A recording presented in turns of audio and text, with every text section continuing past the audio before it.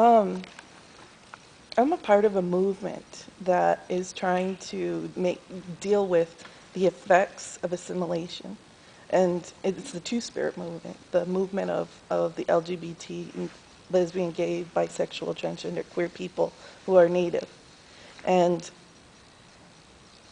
I've come to this point where I'm trying to change. I want to make an effect. I want to make change in our Native communities because we deal a lot with suicide, internal hatred, and how can we, based upon like a lot of the things that you said, like can, what, how can we think about things a little differently?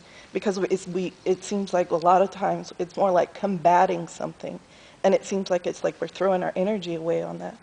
So it's how do you make a change in a community that we want to be a part of, but in a lot of ways they reject?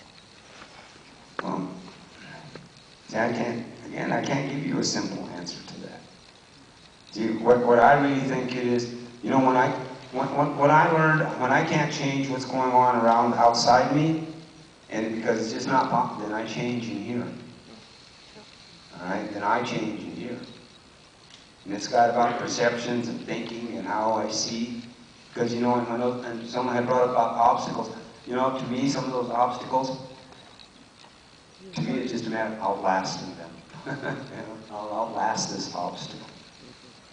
Because as things go, and because as time flows and all of this moves, right? Because, and like, within the Native community, but this isn't limited, this is communities, this isn't really just the Native community.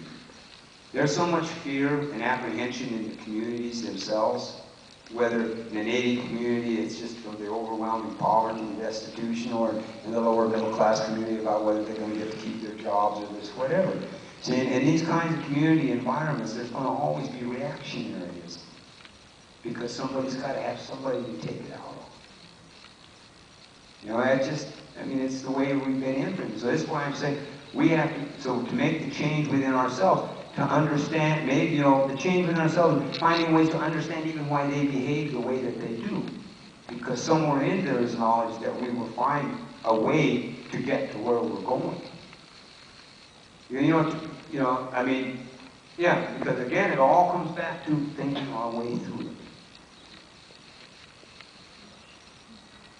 Well, thank you very much, Mr. Trudell. How about a nice round of applause?